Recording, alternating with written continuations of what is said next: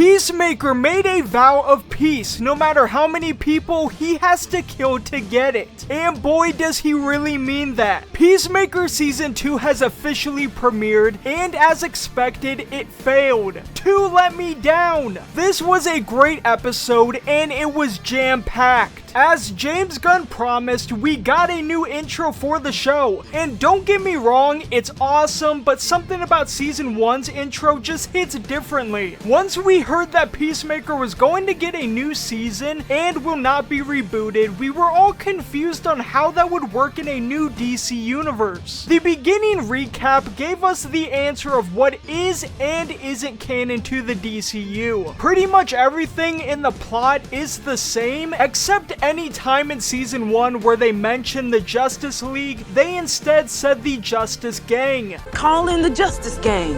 The Justice League appearing at the end of Season 1 has now turned into the Justice Gang, being Guy Gardner's Green Lantern, Mr. Terrific, our new Superman, as well as Supergirl and Hawkgirl. The start of the episode shows Chris using the quantum unfolding chamber to allow Eagly to fly around, but ends up finding a familiar door, and once opening it, he gets spooked as he enters into a parallel universe. The whole point of this episode is that Peacemaker can't have any physical or mental peace, as he feels he's being rejected by everyone he knows. The Justice Gang, who were hilarious in this, make fun of him. We even find out that Amelia and Peacemaker hooked up and he caught feelings for her, but it was a one-way street. So he decides to pretty much quit on himself and goes back to his old ways of partaking in a lot of drugs and alcohol, and even throws a party that I won't say the name of, but man, it is intense. While drunk and all of the above, Chris goes back to the quantum unfolding chamber and goes to that other universe we saw previously. Once entering, he notices that in this new world, his brother and father, who are both alive, and Peacemaker himself are all heroes. We see newspaper articles talking about how the trio stopped the rainbow creature, who really is just a big creature that is colorful, and how they saved Gotham from Ultra Humanite, who is a mad scientist who transfers his brain into different bodies, but mainly puts himself into an enhanced albino gorilla. Peacemaker, who is overstimulated, eventually has a conversation with his brother and dad about funny moments in their past, and afterwards Chris cries as what he's experiencing is what he has always wanted and needed: to be with a loving family, and is being treated as a hero. He goes to his alternate self's room to see that he and Amelia are together in this world, but things get cut short as the variant of Peacemaker arrives. In simple terms, they don't play nice with one another, with our Peacemaker running back into the quantum unfolding chamber with the variant chasing him. Peacemaker gets thrown around till he starts the variant's jetpack, and the alternate version gets impaled in the chest and dies. So far, I can't wait to see where the season ends up and how they will continue to build this new universe. For the episode itself, out of 10, I would realistically probably give it a 9.